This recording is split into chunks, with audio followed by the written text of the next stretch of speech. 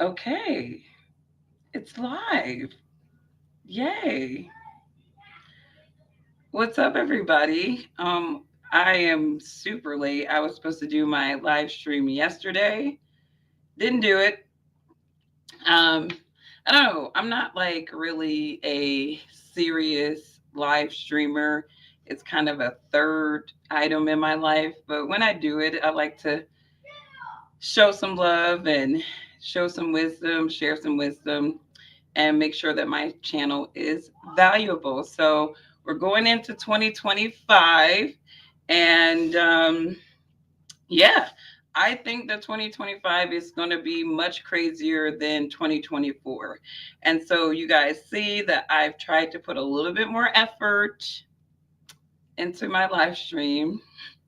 So I started using my StreamYard account again. I haven't used StreamYard in a while. I literally just got lazy with this, where I'm just going to pull out my camera phone.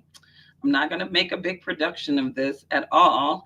And I'm just going to, do my thing. But I had a lot of feedback like, oh, what video are you looking at? Or what are you looking at? Or whoop, whoop, de whoop, de whoop.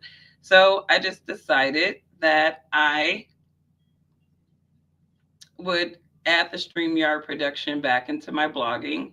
And I do admit that it does look, it does help the stream a lot better. And I got a new camera. So now y'all can see my face in HD. And yeah. All right. So I can't see the StreamYard platform is a little different than just doing this live stream on YouTube. So I'm assuming that everything comment wise and everything will pop up like normal from YouTube. So, anyways, wow, 2025. All right.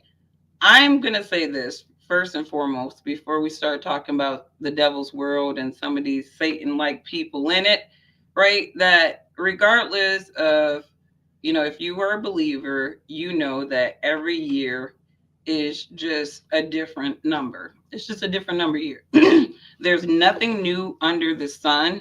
And, a lot of us, we will set New Year's targets, New Year's goals.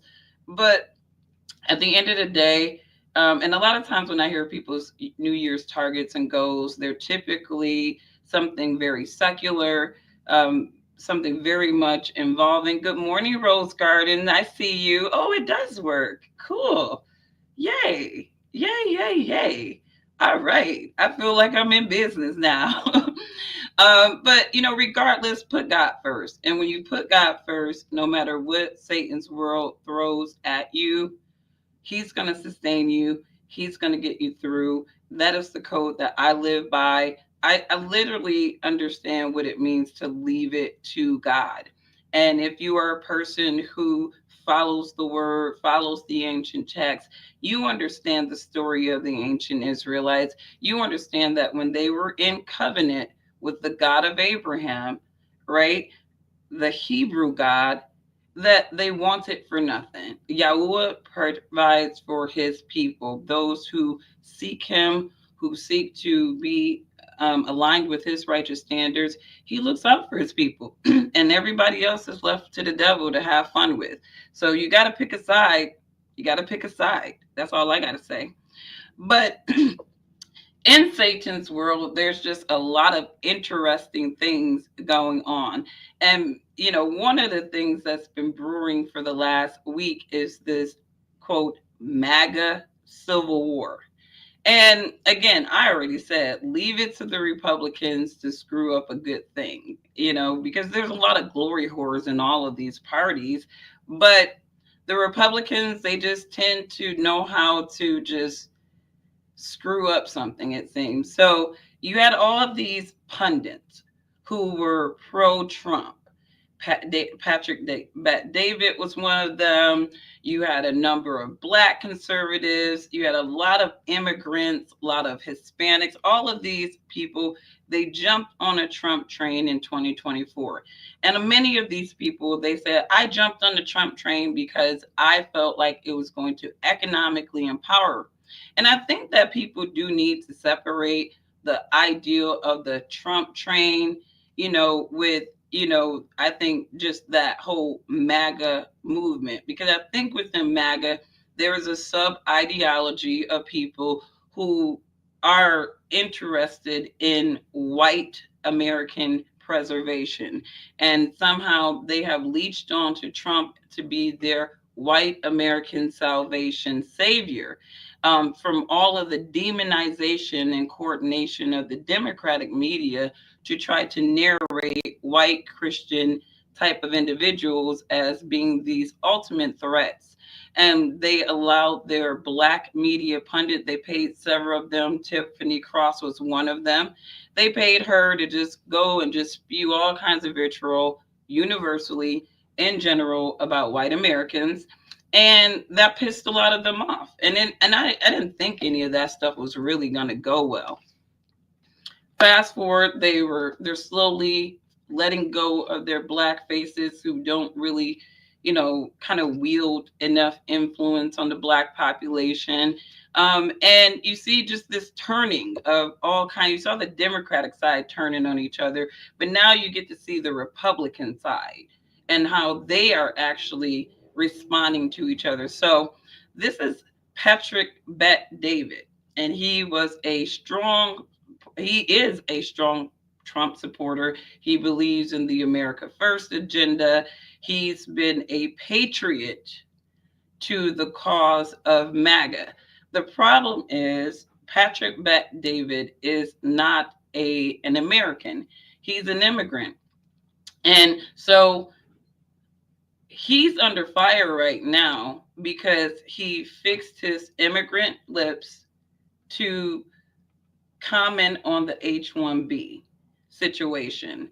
And that did not rub a lot of these MAGA folks the right way.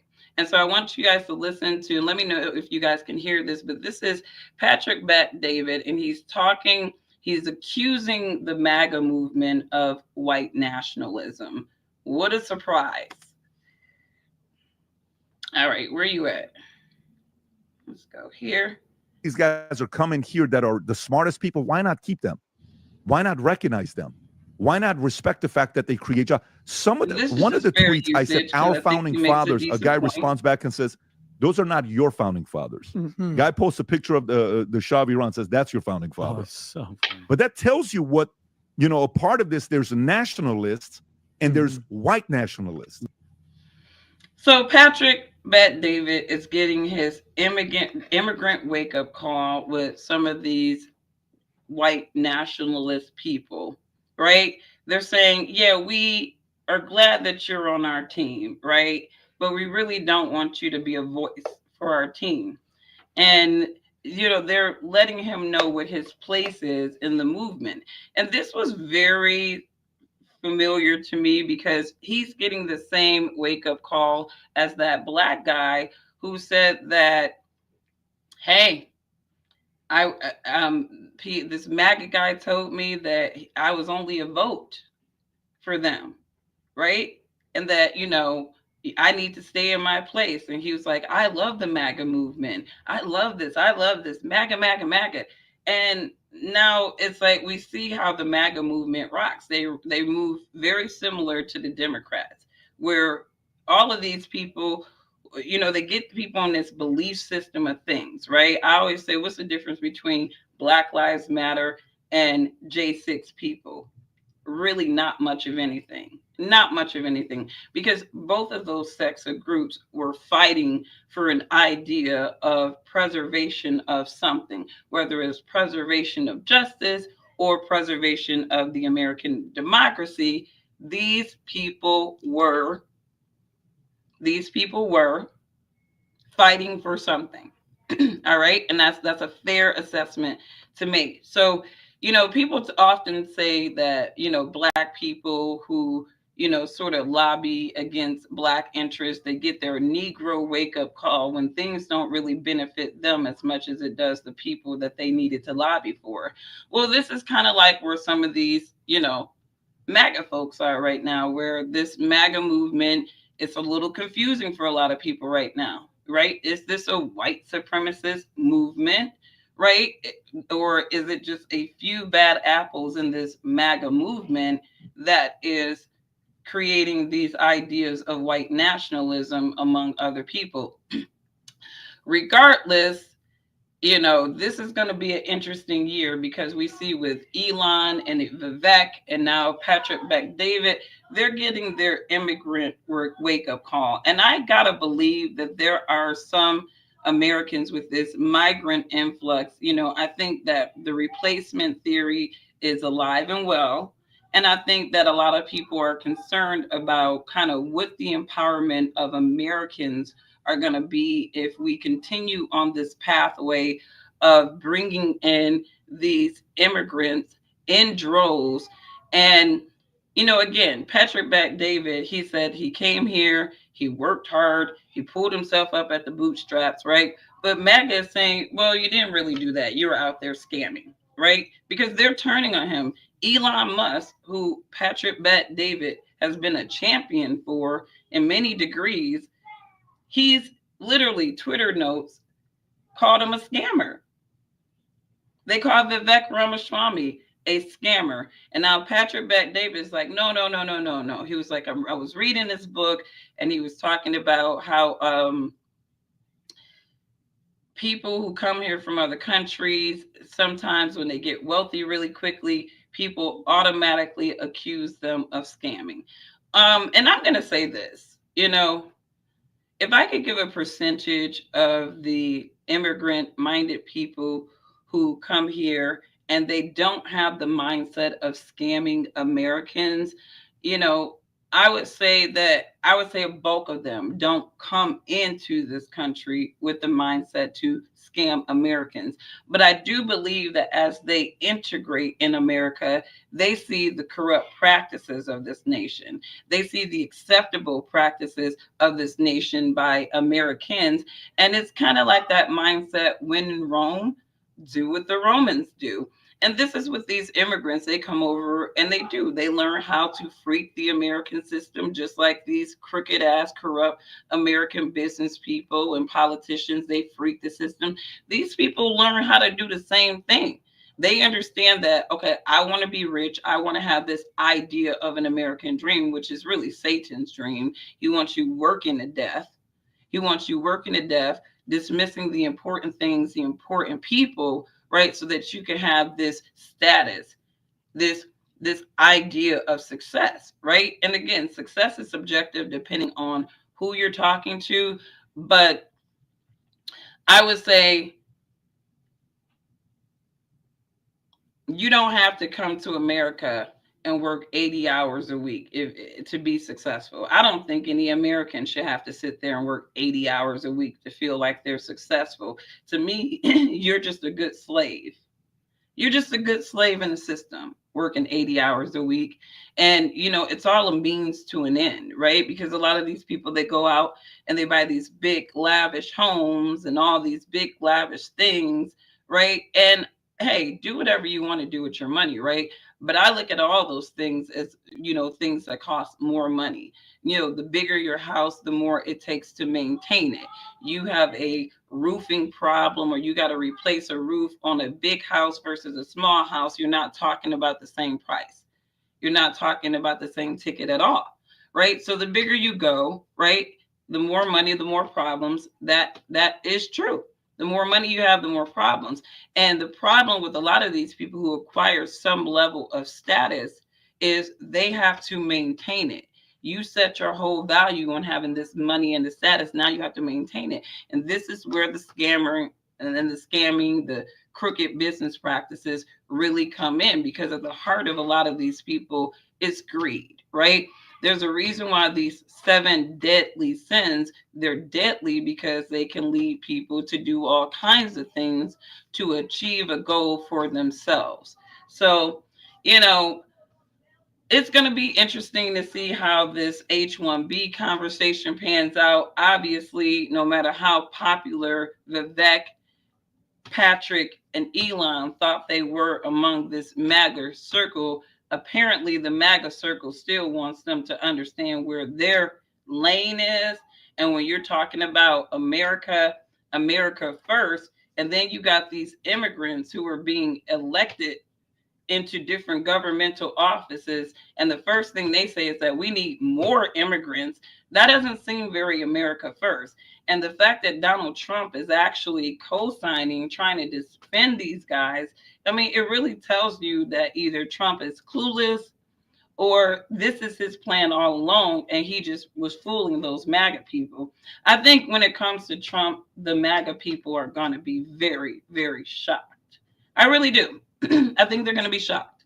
I don't think that he's going to really be as pro their idea of nationalism as many of them think, right? So we ended the 2024 year with the MAGA war, and it looks like it's still continuing. I think right now MAGA is putting some of their people in their places. That's what I get from it. But anyways, I wanted to move on really quickly. I saw this on Viral Hip Hop News. I don't know if they are Hip Hop Uncensored anymore or not. But, you know, these guys are really quickly talking about, does the recent history of Black celeb accused of SA point to a deeper rooted issue in our society, meaning the Black society? And I was listening to some of their talking points, and I'm going to be really upfront. I'm not trying to be offensive or anything like that, but the Black American, you know, their behavior, the buy-in to satanic idealisms, that's really a product of their influence by Zionists of different sorts. And the Black man in America, if he is operating with that mindset, he's always going to be a threat to Black Americans, the image of Black Americans, because he's not operating on pure Black thought. He's operating on the thoughts of the Zionist world. And so this is why you have so many crooked Black politicians. You have so many crooked Black faces, because a lot of them, they're not operating with pure Black intentions. They're operating on the mindsets and the behaviors of Zionists. And that's just my opinion. And I do think that people should realize that these people, you know, they are operating with a whole different cultural mindset than what is normal or typical for Black people. So when you can get like a Sexyy Red or Nicki Minaj or any of these people who call so-called Black faces, and they're out there promoting debauchery on behalf of Black people, they're not operating for Black people. Like I said, 70% of hip hop is consumed by white suburban people. And that matters. That matters so much when you think about, you know, the stigma upon Black people when it comes to this hip hop music. Even though they can draft some of our faces to this music, we are not the one promoting this debauchery. We are not the ones out here buying this debauchery. It is when you see these hip hop artists, debauched hip hop artists, charting and just getting all kinds of play, that is not because of Black people. That is not because of Black people. It is due to the machine that is pushing these people to create images about Black people. And a lot of these people come from poverty lines. And so it's easy to get them to sell out the image and the mindset of their own people, because they don't even understand their history. They don't even understand the power of their people and the need for their people to not be falling in line with these images and these stereotypes. So, you know, I think that these Black people, these Black faces, if anything, it just reveals that any Black face that is propped by the machine is going to be toxic for Black people, and they're going to be toxic for the Black image. So you're talking your Diddy's, all of these debauched type of Black folks that we have been conditioned to revere, right? These people they're Black ops. This is what I call them. They're nothing more than Black ops. But I think that, you know, we're going to have 2025. We're going to see more war. we should definitely be prepared to hear more, civilian casualties of people just dying because, we have people, it seems like our government is comprised of warmongers, and like all they did as kids was play Battleship, or some other like war type of game. Like, this is the type of people we have in our government. These people love war. It's a game for them. They don't even factor in the human life of war at all. It's a game for them. Truly, it is a video game for these people in the military industrial complex in the world. And I think it has a lot to do with American imperialism and Western imperialism as well. But we're going to see more of that, right? Because again, there's so many mockeries of the scriptures.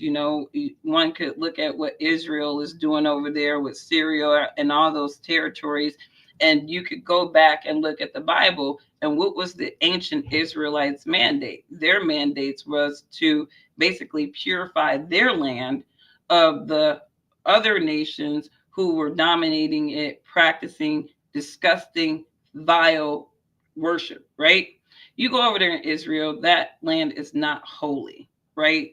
It hasn't been holy since Jesus.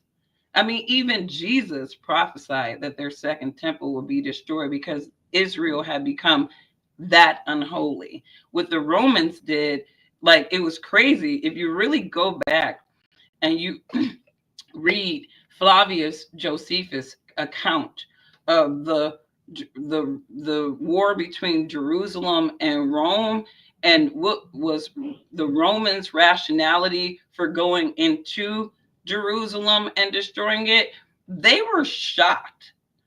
I mean, you really satanic when even the sinful satanic Romans think that you guys are just so disgusting that you cannot be the people of the Abraham descendants. You just cannot. Right?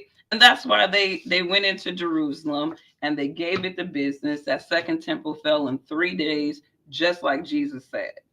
Just like Jesus said, it would fall in 3 days. And there is no other prophecy of a third temple. So we know that what's going on in that region is nothing more than Satanism, a mockery of the scripture, and they're going to get their response from God. You mock the God of Abraham, you will get a response.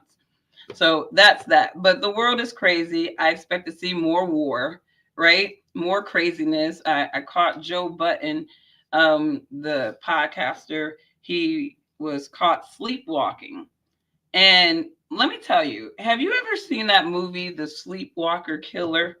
It was actually a real true story. It was about the story of a husband who, in the middle of the night, he had a history, he had a family history of sleepwalking. And if you understand, the phenomena of sleepwalking and sleepwalkers, you'll understand that there's a lot of stuff that people can do in their sleep, routinely, that most people could not really fathom.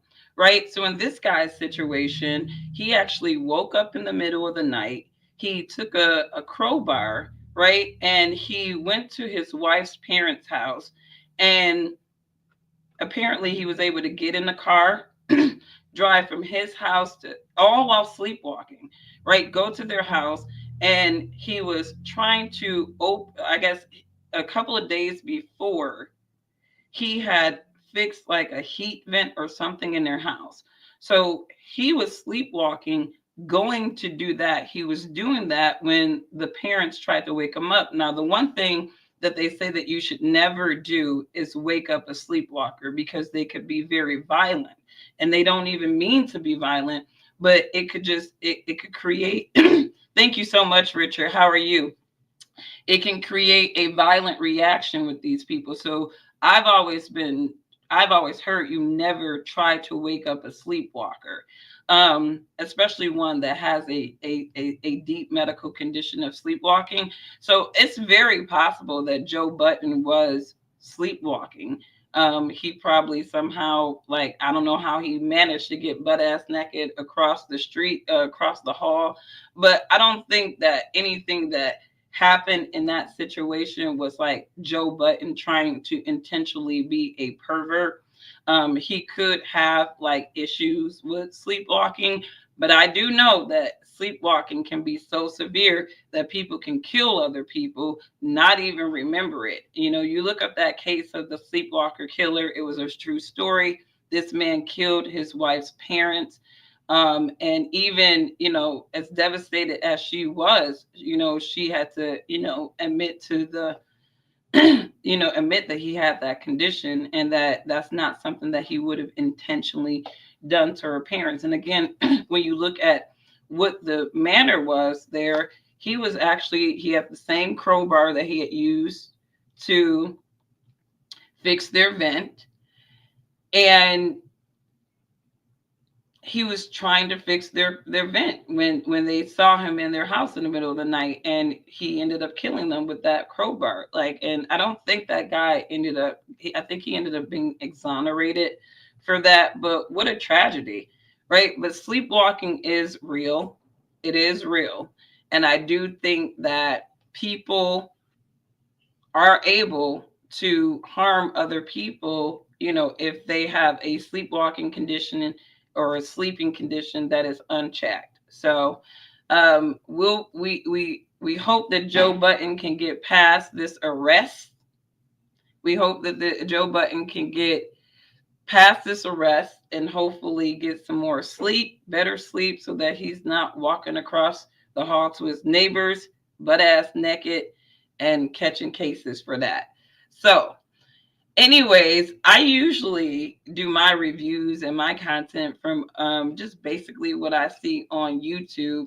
And again, I wanted to test out this new camera. I wanted to test out just running these blogs on StreamYard and getting comfortable doing that again, doing the whole shared screen thing. So yeah, look out for this. I hopefully the chat is translating okay over here. But what do you guys think about 2025? Do you think, I feel like it's going to be an even trickier year. I think 2024 was really the setup for a lot of things that we're going to see kind of fall down in 2025. You know, you got the New Orleans attacker, right? And, you know, a lot of people are kind of bashing Trump right now because I guess he accused this guy of being an immigrant when really this guy was born in America. But I think that people need to understand that there are a lot of domestic operatives in America. And there's a lot of domestic terrorist type of people who are probably trained MK Ultra by our own government to move against the American people, devastate the American people. New Orleans is obviously a target because it's the Super Bowl. You're going to have larger crowds. But I think these immigrants is the mass migration, you know, the illogic of it all. I do believe that this is really building up to something bigger. I think we're going to get into the era of social credit score. These people are going to, like, it's going to get to a point where they're going to create the argument that we just need to know who everybody is in this country. And this is where everybody is going to start being tokenized, much like they are in China, in my opinion. You need like a black swan event to justify why people should relinquish more of their rights, more of their freedoms. We saw this with 9/11, right? The Patriot Act. Like, we thought there was something virtuous about the Patriot Act until we realized that it was a complete invasion of our privacy.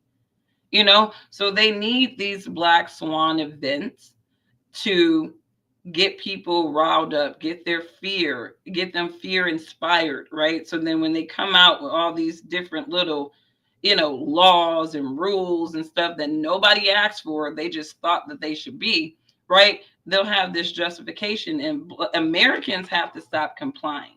We have complied way too much with way too many things, and it's hurt us. We have complied with this crooked ass tax system. Like, we have literally said it's okay for you to tax our income, our property, tax anything that we own, so that you can tax us out of not owning it if you so desire.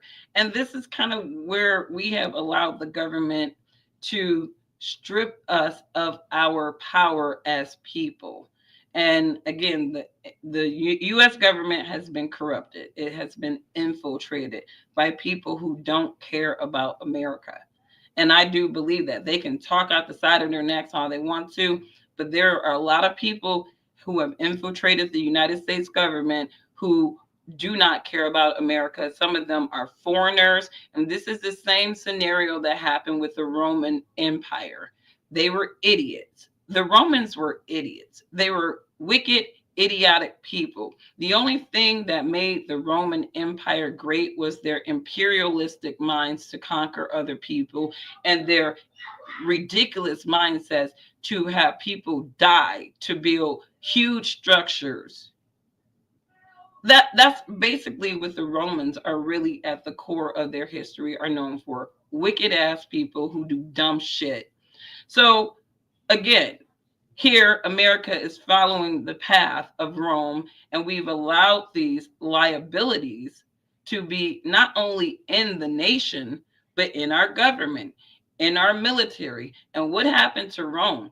They had people in their government, in their military, who had zero loyalty to Rome. Matter of fact, they hated Rome. They hated the way Rome existed, and they were really in there to culturally change Rome. They infiltrated Rome under a guise, but they were really trying to create drastic cultural changes within the empire. And born in the U.S. don't mean you are not a terrorist. Amen. There are a lot of people who were conditioned to be domestic terrorists. And I think people don't realize that. They have been conditioned. Tax this, tax that. Ah, yes, let's tax. Yeah. I mean, I think that property taxes are unconstitutional.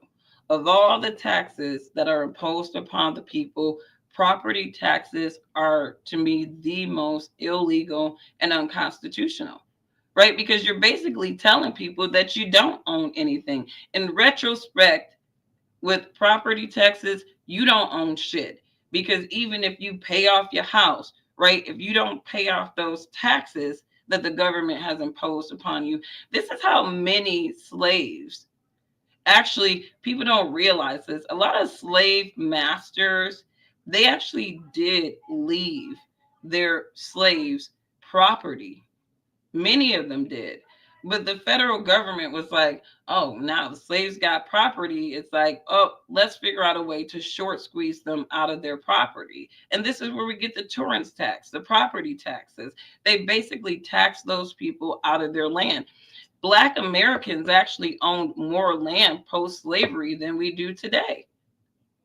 And a lot of that is because of the taxes. You know, I was looking at somebody, Reese Waters, he was giving Ron DeSantis, what was it, Racist of the Year or something like that. And he talked about, you know, Ron DeSantis overhauling the education system in Florida, removing slavery and what they would consider critical theories of race and just teaching American history. And Ron DeSantis says, well, Black American history is a fabric of American history, which is true. I mean, no matter where you stand on that argument, Black American history, not to be confused with all these Black looking immigrants that look like us. No, foundational Black American history is rooted in America. It is a fabric of American history. Now, there was also an argument made by DeSantis that the Black slaves benefited from slavery. And, you know, this is a touchy argument for a lot of people, you know, because it's like, how could anybody benefit from being captive? But when you look at Black Americans and even just how our poorest people live, like even our Section 8 people, we are living better than a lot of people in some of these African indigenous lands afar. We just do. Even our poorest people are living better than some of these people who, I mean, Section 8 Blacks are probably equivalent to like a middle class or a wealthier Black in some other Black looking foreign land, right? And so when I think about slavery, And I think Emmitt Smith, he was very vocal about boycotting Ron DeSantis. And the NAACP got on the mic and they're like, we're going to boycott Ron DeSantis because of his stance on eliminating Black history. But, you know, I think when you even look at Emmitt Smith, right, he did an ancestry test, right?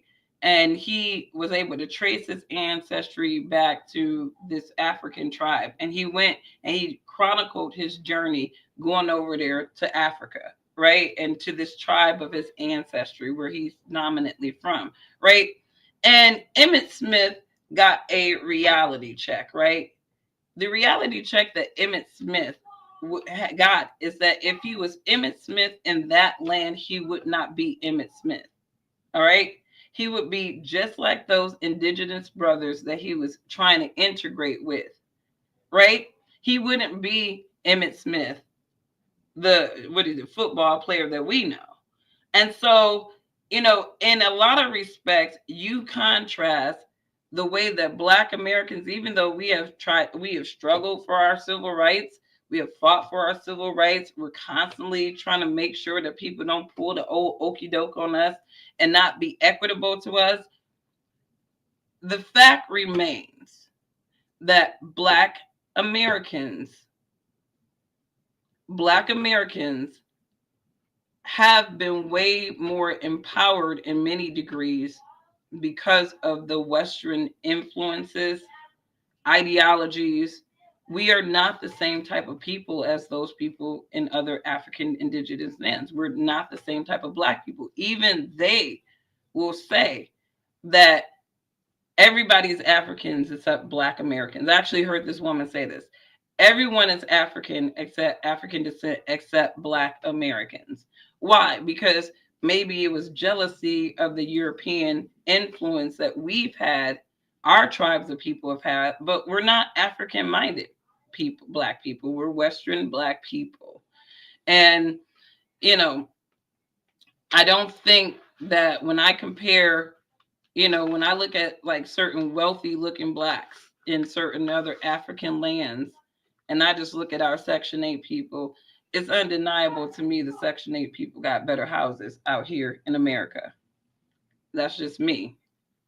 That's just me, you know. But did slavery benefit Black people? I don't think that being enslaved benefits anybody but the nation that is being built. And that's just 100. The slavery benefited America. The fight that Black people had to endure once our generations were here, right? That was what benefited Black people. Those fights benefited Black people, not slavery, right? Because we still have to fight to just get our place here. This is why Black Americans, we are always talked down upon in America because we've seen our oppressors, Black, Native Indigenous people, and white Europeans. We have been fighting each other for centuries on this land. We know each other. We know the devils that we are dealing with. Okay? And that's just what it is. We know the devils that we dealt with because we've been dealing with each other for centuries. What's up?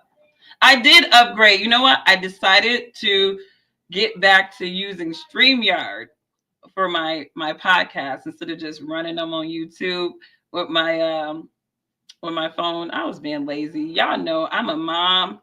You know, my life is my kids and my clients. I am mother to them. All right. My kids and my clients. So, you know, but I got to give some love to my YouTube folks too. I see y'all.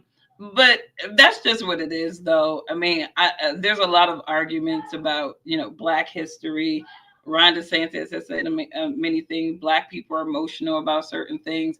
But at the end of the day, even though slavery was a horrible reality for Black Americans, I still think that our generations still have a better standard, have had a better standard of living subjectively than other Black looking people who flee their nations and come here. You know, and I think that's why some of them don't like us so much, because y'all had to flee y'all nation, right? And we stayed here We did not flee America. We stayed here looking at our oppressors. And because we were able to look at our oppressors, some of you black looking immigrants, you were the beneficiaries of that. So don't ever come over to America talking shit about black Americans, because we will hurt your damn feelings. Right? We don't do that. That's what Tariq Nasheed call it, tether babble. We don't do that. We don't do that. Black people were in front of front lines of civil rights, but people dismiss it because it's a crude process. All front lines are crude. Yeah, absolutely. I mean, and here's the thing: we had to fight for our little position in this American society today. Right? So it's like, ain't nobody about to come over here just talking crap about Black Americans. And I love the Black delineation movement, again, because I feel like at this point, Black people, Black Americans, we have looked out for other Black looking people, trying to give them little passes to, be up in here. And it's like, these people, they have a very, some of them, they claim to be pro-Black and they're not. They are very much about aligning themselves with white supremacy type of people. When I say white supremacy, white people do not get triggered, because some of y'all know y'all not supremacists. So if the shoe don't fit, don't wear it, right? You can't let words trigger you. You got to say, okay, when somebody say Black and big B, like nigga bitch or something like that, I'm looking like, I know I ain't no Black nigga bitch, so you ain't talking to me, right? You can't internalize everything that everybody is saying, right? And even if they try to say it directly at you, you got to understand where people are coming from, right? So when I say white supremacy, I'm not talking to all white people, okay? You know who the supremacists are in your fold, right? People want to forget white only facilities were real. Yeah, white only water fountains, white only this. I mean, and you're talking like, this is not that far ago, right? In the retrospect of things, right? We have living family members who are not able to, who can remember a time in America where they were not as free as other white citizens in America. So I think that the denialism is crazy to me, because I think that some people, they're like, let's just move on, right? Let's just move on. You can't move on when the sentiments are lingering, right? When you have individuals who have mindsets of their superiority, where you have one group of people who have a Talmud, and I'm not talking about all the Jews, but y'all know the Talmudic Jews, they are very satanic type of people. They have very satanic dispositions. They have very satanic dispositions because they're working off of the Bible of Satan, aka the Talmud. So there's a lot of people who have supremacy, superiority about themselves, about their people, and God will show us all. That's all I can say. God will show us all. He has a funny way of humbling humans. I've already come to a conclusion. Never let your country be conquered. This country is going to be conquered. America is going to be conquered because America has way too many trusting people who they call allies, who are really their enemies. Like that, like America don't have friends. We have frenemies, if that makes sense. And they're going to eat us alive. They're going to eat us from the inside. And this is how this nation is going to fall. And a lot of that frenemy is going to be coming from Israel. I don't think America and Israel are as friendly as we claim, right? But we have a lot of pro-Israeli people in our government, so we have to pretend. And because we have so many of those lobbyists too, right? And Israeli will never, ever, ever, ever, ever, ever care about anything that happens in America. But yet Americans will always be, sort of coaxed into overly caring about what happens in their nation. It's disgusting to me. It's disgusting. That's why I know that America and Israel are the second beast in the Revelation. They will rise together. They will conquer together, and they will fall together. Right. And that's what it is. Daniel's prophecy 8, chapter 3 tells us that the bigger horn grew up later.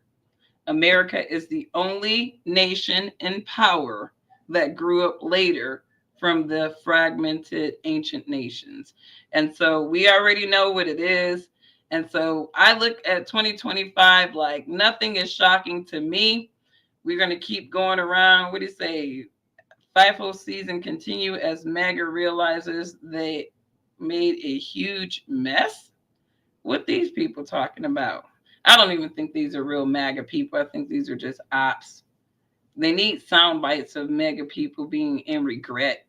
So want the effects of Viagra, but faster? You gotta get past the commercials, y'all. They contain sildenafil and tadalafil. I may have to really. I'm just curious what all y'all really thought. Like, y'all really thought that you were going to vote for the party that thinks minimum wage is already too high. They already don't believe in minimum wage. Okay. Not only that, but you voted for the party who overwhelmingly is against immigration, but also is the first demographic, farmers, all these things, that have to rely on those people for their labor. Right. And so up until this point, they either had to come here legally or they were going to abuse them illegally. Now, what they're going to do is they're going to have all these construction companies, okay, building concentration camps. They're going to put these people in concentration camps. They're going to use them like slaves. Well, we knew that. Like, who didn't think that the immigrants were the next class of slaves? Like, I mean, like you said, exactly. Nothing is shocking. When you have mass immigration, like that screams new class of affordable slaves. But if you have this new class of affordable slaves, what happens to the older classes of not so affordable slaves, right? You create little creative ways to eradicate them. So, I think that we're going to see more diseases pop up this year. They obviously been trying to get these diseases to gain more deadlier functions. And I would definitely follow Rand Paul on some of that, Project Veritas on some of that, but when you talk about, in Matthew 28, Jesus' disciples, they said, Lord, tell us when will be the signs of the conclusion of the system of things. And from Jesus to even Elder John in the Revelation, he specifically told those congregations, those 7 congregations, even John, down to the last book of the Bible, they said specifically, this is not for your time. So the prophecies that we were reading, they had future implications, for future generations. And so I think that we're drawing close to the conclusion of the system of things. And because of that, we expect to see food shortages, pestilence, nation rising against nation, and kingdom against kingdom, right? And these prophecies are for our time. A lot of people, they read these things and they're like, oh, these things already happened. No, some of those prophecies were for our time. And if you understand the word, you will understand that, right? Making them work in greenhouse, spraying chemicals. They don't care because, for them, these are not humans. These are machines, right? These are robots, right? That they can get a lot of optimum labor out of for cheap. These people are slave drivers, and they need their new class of slaves because obviously the old slaves are too expensive. Maybe they've indentured themselves out and they want more pay and they don't want to do that. I think it's all about population control. I really think our creator did not want 8 billion people on earth. I don't think that's true, Ghetto Planet. When you read the scriptures, the very first mandate that God gave to Adam and Eve was to fill the earth and subdue it. Fill the earth and subdue it. This earth is not subdued. It's not nearly subdued, right? There's so much land that's not even occupied by humans, right? There's so so many untapped frontiers around the world that are not even occupied by humans, right? So, I think that, the earth, we don't have a population issue on this earth. Satan will make humans believe there is a population issue because there is a siphoning of resources being diverted one way. And they don't want to share those resources and they don't like it. I've often suspected that wealthy people were jealous of regular people. I know that sounds weird, but I've always thought that wealthier people were jealous of regular people because we can find happiness without all the superficial stuff that they can find happiness in or they feel empowered by. A lot of wealthy people are actually low value human beings. The only thing that they have for them is the wealth. And that doesn't really necessarily make you a high value human being, even though the devils on the internet will lead you to believe that the more wealth you have, the more value you have as a human being. That is not true. Some of the shittiest human beings have a lot of money and they're not very valuable. They don't have a good human, they're not good human capital for the earth, So these people, like you said, Rose, they are looking for machines. They're looking for robots. They're looking for people who won't challenge anything that they do, right? They're looking for people who will make them like $6 billion, right? And not see a return on it for themselves at all because all the return and the profits are being gained at the top. And then it trickles down into the bottom. Here's your little $2 raise for all these billions of dollars of business you've given us, right? Lots of sharks. Wealthy people are very jealous of the middle class.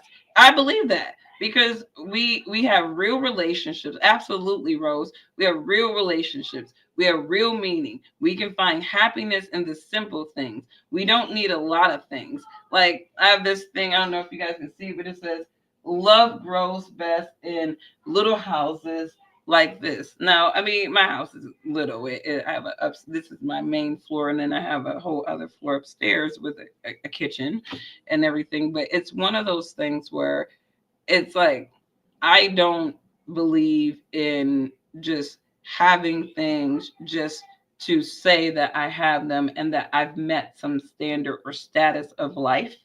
I don't believe in that. I believe that the simple kind of life is the best kind of life. It's less stressful, right? And while you have all these people trying to keep up with this person and that person, right? You're keeping up with yourself. And when you're keeping up with yourself, you're always going to be economically afloat because you're not spending and doing the same stupid things that other people do.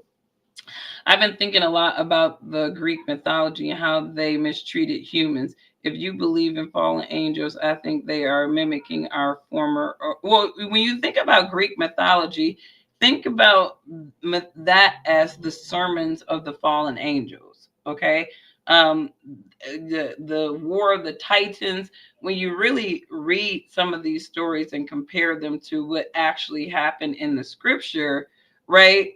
These people, it's the demons telling their story. This horrible Zeus, right? Who's supposed to be Yahweh, right? Zeus is really Yahweh or the God of Abraham, the God, their father that they, and Zeus is supposed to be horrible, right? And then you have all these other gods that they're saving humanity from this God, right? From Zeus, right?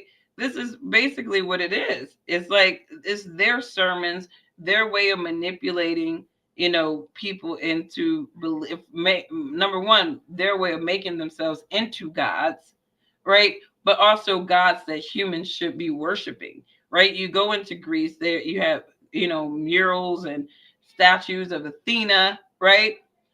These are fallen angels personifying themselves as something virtuous to a people. And these people, obviously the Hebrews, their biggest issue, the ancient Hebrews, Greek culture was something that was very enticing for them.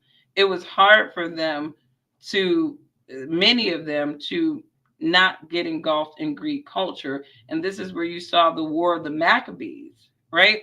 You had an ideological divide between the ancient Israelites, the ancient Hebrews, where you had one sect of people who are like, no, we are following our God. We're going to stay in covenant. They were firm. And then you have these other ones who were being infiltrated by this Greek influence. And consequently, these are people who were exiled from Babylon. And I always say that, there's a difference between a Jew and a Hebrew, right? Some people argue Jews and Hebrews are the same.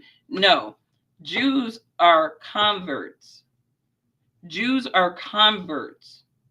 They are converts, okay, from the Abrahamic faith, right? So you're going to find the word Jew show up in Babylon. And this is really when many of those Jews who were exiled, or Hebrews who were exiled, they converted to what they call Judaism, which is a defilement of the Abrahamic faith. And so there's a difference between a Jew and a Hebrew in my world. And Hebrews are people who are in covenant with the God of Abraham, Yahuwah, and Hebrews are individuals who accept the God of Abraham's son, Yahusha, as their king. So, I think that everybody believes how they want to. That's the most sensible belief system for me. They're not the same. They are not the same people. I think there's been a lot of identity manipulations, and even down to Black Hebrew Israelites, where they're like, we're the real Jews. It's like, why would you want to be the real Jews?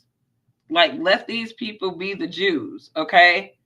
If you believe you're a descendant of Hebrews, then you are a Hebrew. You're a descendant of the Hebrews, not the Jews, because you're dealing with Abrahamic faith versus Judaism, which is a defiled faith from Babylon. So, I think people really don't understand the deeper meanings of things. And that's why they're running around with these broken supremacies with their imperfect fleshliness. It's insane to me. Insane. But we're going to keep these conversations going. I go deep over here. I go deep. And I think that everything that we see happening in this world relates to Bible prophecy, and there's nothing new under the sun. So in 2025, I don't think we should be very shocked about anything that we see, guys. We really shouldn't.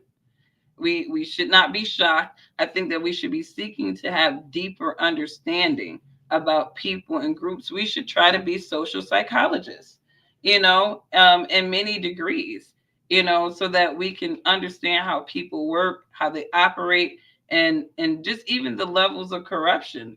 Who can be a corruptible person in Satan's world. Understanding just those little things will help you to kind of stay awake and be aware, grow mighty in your faith, because your understanding of people and how this world works is going to just increase. So that's my whole thing. Let's see what else we got. Anything else you guys want to talk about?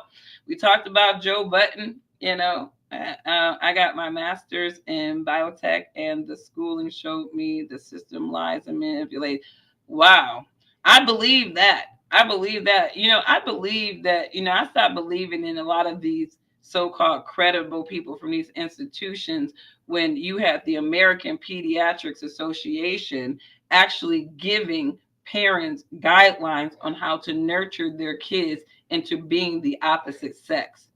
They actually put out ideas that parents at a very young age should be allowing their kids to explore their gender. That is the most satanic thing that I've ever heard from a so-called credible organization, right? And a lot of that is if you put a credible organization on American Pediatrics Association on some transgender nurturing shit, because that's basically what they're teaching these weirdo parents to do, is nurture their kids into being or believing that they can be a sex that they were not born as.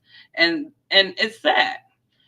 Wealthy pay for degrees and titles is not earned. Now I agree with that. I actually worked in the higher education system for 14 years, and I will tell you that if your parent is donating to the school, you're never going to fail. The problem with that, and that's like really a form of nepotism, is that you have failures going on to get these pieces of paper. Now they can have the collateral of the paper, and then because their dad or mom or whoever can get them a job, now you got the worst assets in the job. Rich people do not turn out good people in society. They don't even turn out the smartest people in society, especially if they are a rich person who let their kids do any fucking thing that they want. Trust and believe they are not giving us good people. They're not giving us good politicians. They're not giving us good workers. They're just not. And I'm not saying that this is true of all rich people, but majority of them are giving us useless people in societies, and yet they're going to get an opportunity, versus the poor kid who has been working his ass off with passion to be a subject matter expert in something. It's sad. Usually the boss, right? I'm still mad about the pandemic and the vaxxers. I think that we learned a lot about that too. That you got people like Fauci. Why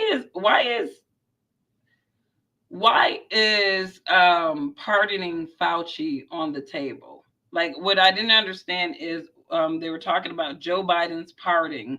Why was even anybody dealing with the pandemic, why was there a need to pardon these people? Because they were straight up fucking lying to people? Is that why? I don't get why Fauci's name, he should be in jail. He should be in jail for a number of different things. I mean, my thing is, you should not be able to make recommendations on any type of product or solution that you directly profit from. And I feel like there was a gain that was not disclosed for Fauci and a lot of those other folks at the NIH who was just lying to folks, manipulating people. There should be recourse for that. If it was any other normal person, right, they would be facing jail time, public shame, all this stuff. These people get a pass for their lying asses.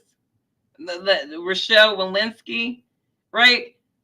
What's the Asian chick's name who was talking about masking, and then she came back like a year or so later talking about something that was a terrible thing, and now her son is having mental traumas because of it, because they were straight up lying to folks. I mean, and this is how dumb they think regular people are. Let me tell you something. Common sense is still common. You just got to be outside of these bubbles of thoughts. You really do. Get this, I was thinking they kept us inside trapped because the COVID. Now they will try to trap us inside because fear of drones attacking.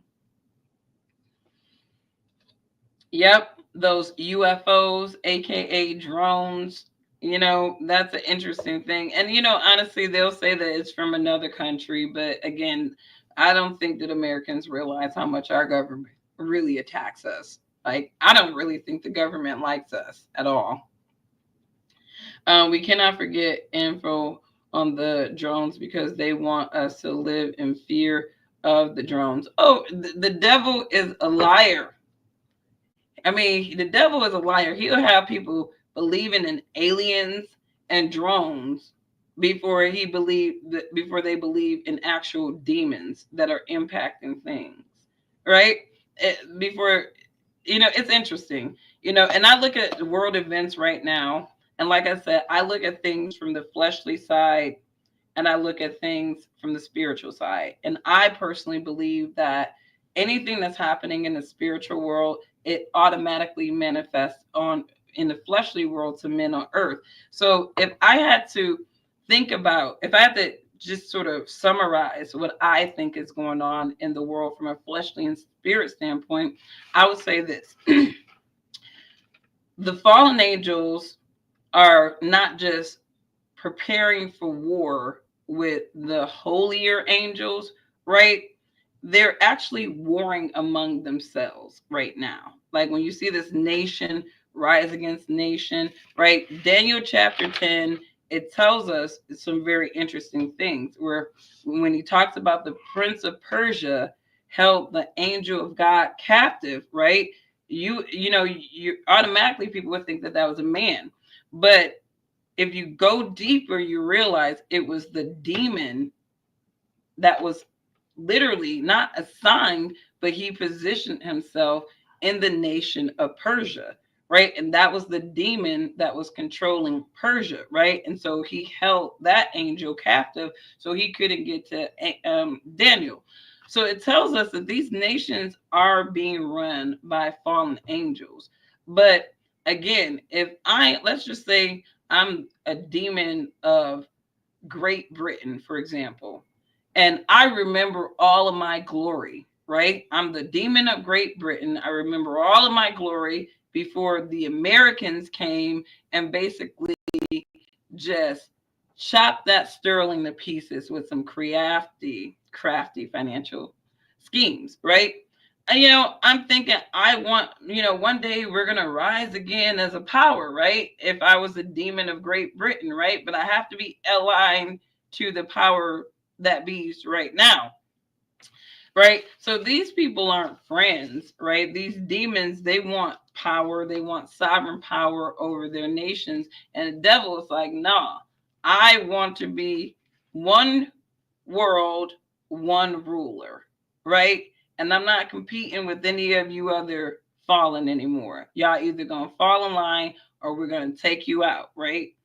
And I think that's what we're seeing now is a bunch of these demons. They're warring with each other. And we shall see how that pans out for the people of the world. But that's what it is. These demons are warring with each other. They understand that judgment hour is near. They understand that their time is very short. They understand that when it comes to the timeline of this system of man, we are at the feet. We are the feet mixed with iron and clay of Daniel's prophecy. And, obviously we are the judgment generation. So they are working overtime to enslave as many people mentally with fear and distractions as they possibly can. Because again, just as the days of Noah, so it is today. People were eating, drinking, marrying, distracted with this and that, basically. And they took no note until Noah entered into the ark. And the flood came and it destroyed them. It destroyed them all. And I think this is where human beings are today. They don't believe. They're just Bible stories, right? They're not real, guys. They're just stories from ancient times, right? They're not real. But the proof is in the pudding. And these prophecies are playing out. And I don't think that the clergy has done a good job of really helping people understand how modern prophecies are playing out, because obviously you got popes over there opening up, quote, portals, right? Opening up portals, right? Because they are knee deep in Satanism. I pray for all the Catholics. I really do. I do pray for the Catholics. I pray for the Catholics probably more than any other faith in Christianity. I pray for those folks because they are the most led by apostasy. I pray for them next to those, who practice Judaism, right? Or people who believe in the bogus concept of Judeo-Christian. No, Judeo-Christian, your little cross, right? Your symbol that nobody from the holy parts told you to create. You idol worshipers, I pray for you. That cross is not a symbol of anything but the cross between the Balaam, Nicolaitan types of mindsets, the cross between good and evil. Nobody told the Catholics to go create the cross. Jesus did not say, go create a cross to remember my crucifixion. Ain't nobody tell the Catholics to do that. He had a Last Supper And he says, keep doing this in remembrance of me, right? During Passover, you know, we have the wine and the unleavened bread. This is the mandate from the Lord. Did nobody tell y'all asked us to go create a cross? And so I pray for the Catholics. I do. I pray for y'all that y'all get them idols out of your heart and out of your house, because it's demonic. You are overtly idol worshiping and you don't even know it. Just because some man-made doctrine put some significance to that idol doesn't mean that you should be following it. So Catholics are idol worshipers. They are idol worshipers. As long as you got that cross, that satanic cross, you are an idol worshiper, because then nobody tell y'all asses to create that cross. That is demonic. It is demonic. There is nothing holy about the cross. And I don't care who is offended by this, you have been misled into zealotism, apostasy by these people who believe that they speak through Christ. And it's like, Christ didn't come here to make a pope. He came here to make disciples. Disciples. Not a pope, not a rabbi. He came here to make disciples. And a lot of you people have been misled by these folks. And I pray for you. I pray for you. The fifth door they open at the Vatican is a door to a prison in the heart of the Vatican, never been open in history. This is man-made symbolism at its best. This is man-made symbolism at its best. You show me the scriptural significance of that practice, right, in the Bible. Show me where there was a mandate for mankind to do that, and I will consider changing my spiritual practices. But you're not, you know, Satan knows the Bible better than any of your favorite rabbi, clergy, priest, whatever, right? He knows the Bible better than any of them. So he knows how to skew it. He knows how to manipulate it so that people are centered on God wants you to be rich and wealthy. And God says, if you want it, if you think it, you manifest it, manifest. That's some Satan worship stuff. You won't catch me manifesting nothing. I don't manifest. I don't do affirmations. I do prayers to the Most High for guidance and strength. And that's all I do. And he's keeping me good. He's keeping me good. I don't worry for anything, right? I pay all my stuff. My kids are eating. My family is eating. If one of my siblings get into a jam, I'm like, oh, here you go. I got you, right? I am my brother's keeper. I'm able to do those things. And that's all I pray to God for. Can I take care of my people, right? You bless me with gifts. You bless me with certain things that excel beyond other people. Let me leverage these things to, number one, stay in harmony with your will, but also to be able to take care of my people. That's what I'm about. You ain't gonna catch me with no Gucci, no none of that flashy stuff, because Gucci don't pay my bills.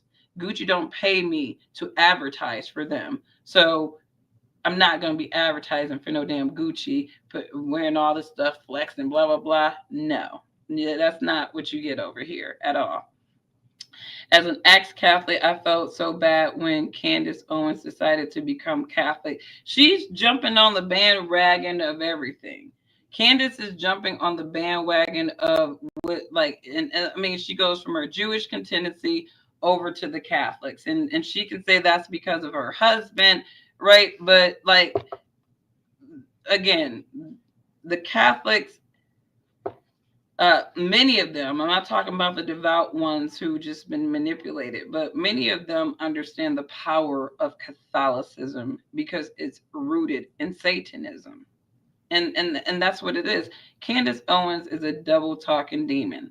And I've said this about Candace before. She's a double talking demon. She's not genuine at all. She has identity issues herself.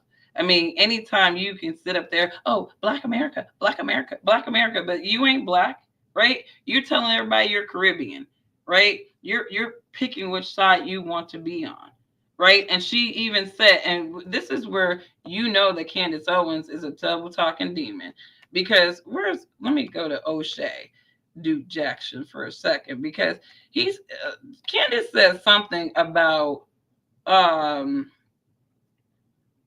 Candace Owens talks shit about Cardi B, who is also Caribbean.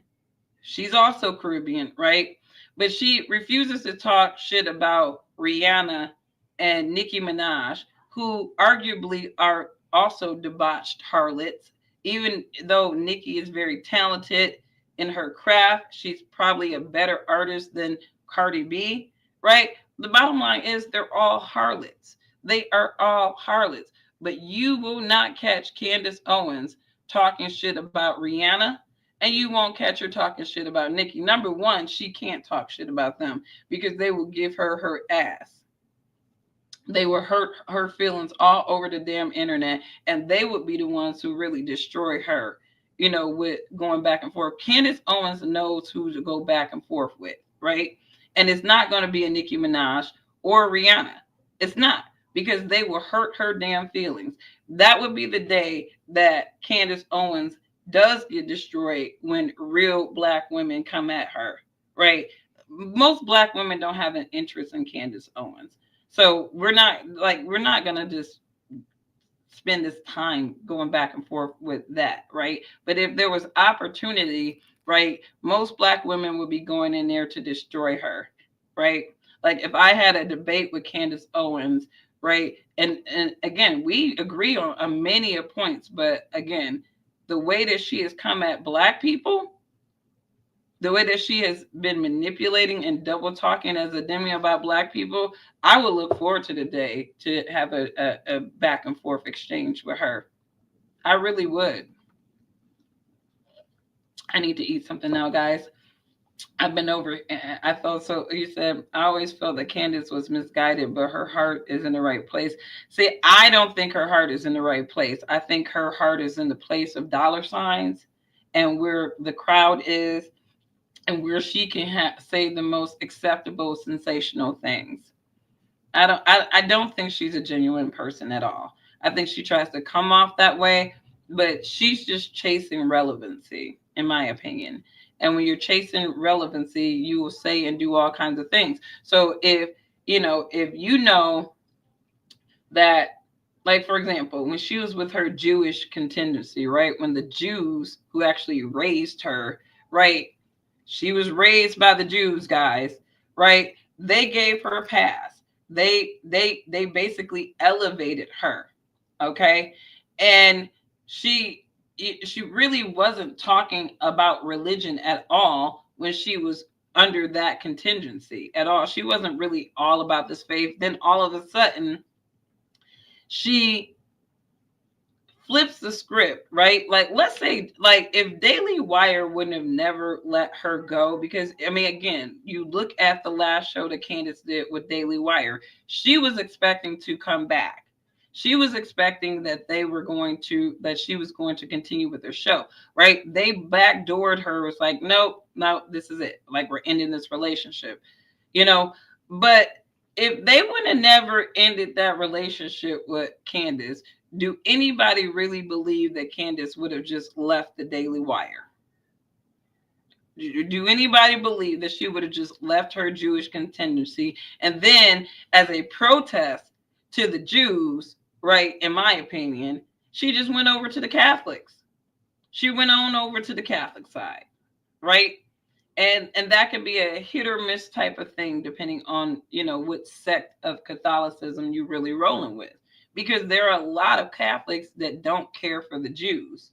There are a lot of Catholics that believe that these people ruined their relationship with God, and God gave the church to them, the white supremacist type of Catholics, right? So even that, they run around with just satanic mindsets, but I just look at what people do. You went from the Jews to the Catholics real quick. Real quick. And then you started on your Jesus is King, but it's not you saying it because that's in your heart and you truly believe that. Candace, you were saying that to piss off the Jews, right? And then you had other people saying it in the context because they know that you say Jesus, right? Some Jewish people are very irritable when they hear about Jesus because they're Talmudic, right? It irritates the demon in their soul, right? So when you got this Black girl who used to rock with them, now she talking about Jesus is king, right? She's not doing that shit because she really believes that Jesus is king. Maybe she does, but she's also doing it to troll the Jews. And I never even looked at that Candace Owens Jesus is king as being anything else but trolling the Jews. Even if it's a fact, you can troll people with facts. And basically just take the weight out of the fact, but you're trolling, because trolling is demonic. She had her 15 minutes. I don't think she would have left, but she would have just kept upsetting people. Joining Catholicism was misguided. Yeah, no, if the Daily Wire wouldn't have let her ass go, she would have still been saying the same things and getting paid. And she even admitted that it was allowed when she was talking shit about Black people. They actually encouraged her. She probably had more money talking shit about Black people, right? So, that's just to say, I don't trust people like Candace Owens. They're double talking demons. They're going to go on the side that whatever benefits them. That's why all that shit she was talking about Black people. And when the Jews let her go, the first thing she was doing was Black media runs. And Black media ain't shit. We don't have any scruples or pride because we actually put her ass on there. And then what they're trying to do is, oh, you're just misunderstood. I saw this recent interview with Nick Cannon and Candace Owens, and I'm sitting up there looking at two damn narcissists. They're both narcissists. Nick Cannon is a narcissist, and so is Candace Owens. And Nick Cannon, I don't know if he was just trying to paint Candace in a different light to Black people, trying to clean up her image. I'm like, all the Nick Cannons in the world cannot clean that girl up, because I believe that, once you get to an age of reason, and you know what you're doing and you have an intent of doing something, you're not credible. It's just like me saying, oh, it's more advantageous to be on the MAGA train right now as a Black person. Speaking about MAGA, I'm going to get more views. I'm going to get more clicks. I'm going to get more of this because, the MAGA people want everybody talking about MAGA, MAGA, MAGA, MAGA, MAGA, right? But I'm not a patriot to MAGA. I'm not a patriot to MAGA. I look at the MAGA movement as being a movement, that is sort of slowly isolating itself from traditional Republican idealism, right? But I don't even know what MAGA really is, because when I look at it, it's beyond make America great again. There's a deeper ideology for some people that they want to make America white again, or they want to make America, more in the interest of white American people versus anybody else. And I'm not saying all MAGA people think that way, but there is a segment of them that do. And Patrick Bet-David, Elon Musk, and Vivek Ramaswamy, they are getting their immigrant wake-up call from those particular people in MAGA. You said MAGA has already been infiltrated. I believe it. I believe that MAGA, I started seeing the writing on the wall with MAGA very early on, the infiltration. They have a lot of double talking demon type of people there, people who try to run around with broken virtue, like Charlie Kirk. The dude is racist and stupid as all hell, and they will make Charlie Kirk look like a smart person, over 30-year-old man, and you arguing with freshmen in college. And that's how you making yourself look smarter, because you're arguing with fresh out the both high schoolers, basically, right? And then you'll see all these videos. Charlie Kirk destroyed liberal person. It's like, bro, you are 15 years older than this dude. Shut up, Charlie Kirk. You ain't schooling nobody with your racist ass. I don't like Charlie Kirk at all. But again, here we go. Candace Owens, she loved, what did Tree of Logic call him? Master Charlie. Master Charlie. She loved him some Master Charlie, always talking about Turning Point USA, right? Because that was always her backup plan. I feel like that a Turning Point has always been like that backup for Candace. She started with them, then she went over to Daily Wire. She was all about the Daily Wire, right? And then They didn't do shit for us, so now it's back over to geeking up Charlie Kirk and Turning Point USA. Lord. 2025 will be interesting. That's what I'm saying. That's why Elon is posting all the anti-Islam stuff now to cover himself. Yeah, Elon is slow to me. I'm sorry. That he may be, there's some people, they can be very concentrated, smart, but they can also be very slow. I think, didn't they say he had autism or something? It's like they just need to sit his ass down somewhere. He doesn't seem very intellectually smart at all. Like, it's crazy how, you get Tesla. First of all, I think that, like, I feel like Nikolai Tesla was killed by the US government. And I think that his ideals were stolen from him for the next breed of somebody who could be Tesla, right? I wouldn't be surprised if Elon has all of those stolen ideas from Tesla, right?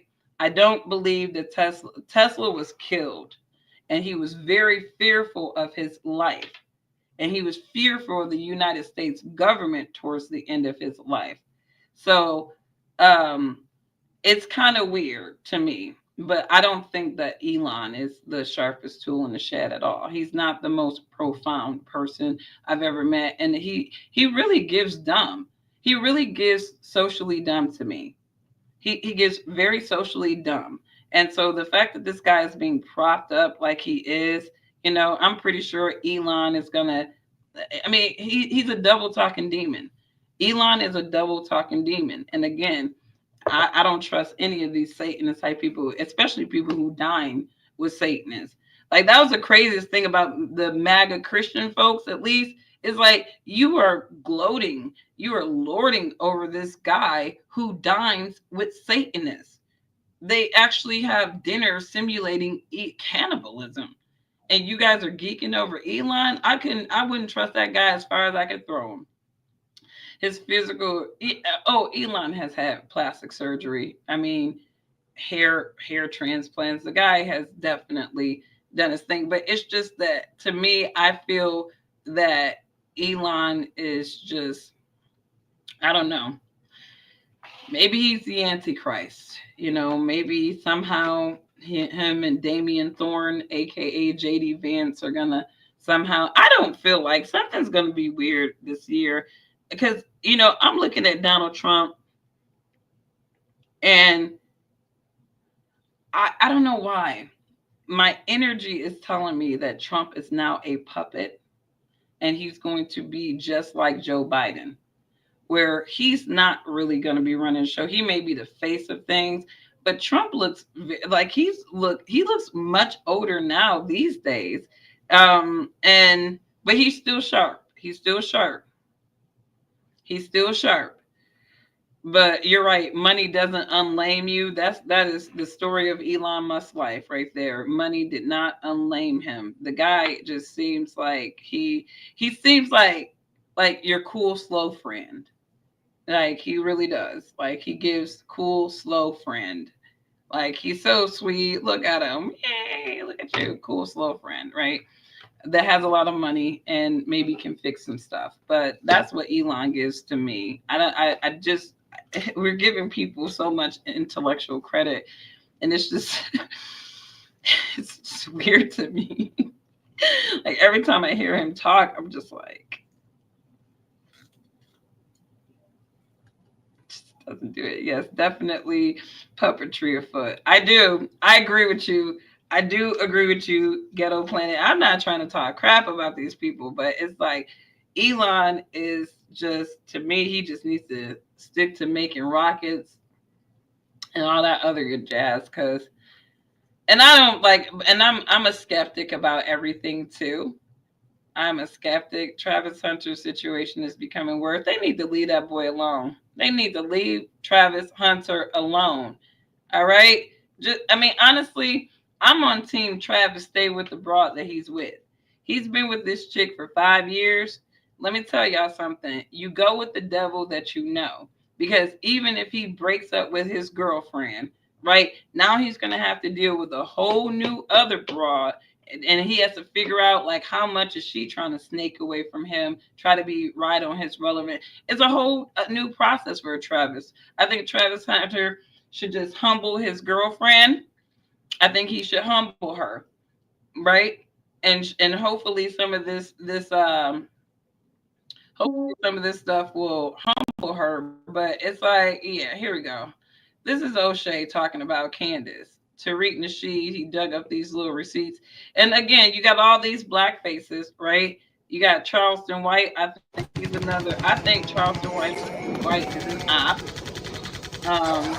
I didn't really like some of the comments he recently made about Tariq Nasheed. He was like, F Tariq Nasheed, you know, I be out in the community, I do this. And it's like Tariq Nasheed actually does things within the community. And I mean, he has a hidden history museum. I mean, if you want to say something like negative about the brother, I really wouldn't go with him doing nothing for black people, because I think that Tariq does a lot for black people. I think he's a warrior of the black American legacy and image.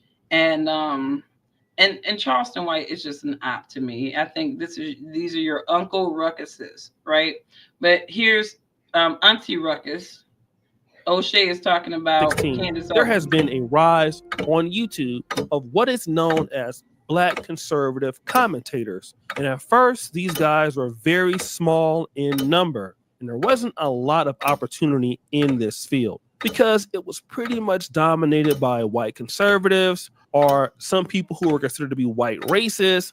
But the black conservatives came into this space and pretty much identified the same talking points that many of these white people wanted to say, but didn't want to be hit with the racist commentary. And they built quite the audience with a lot of non-blacks.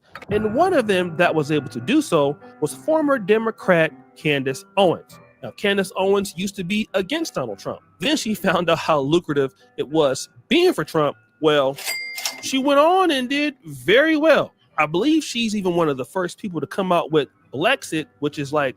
No, Candace is not the first person to come out with Blexit.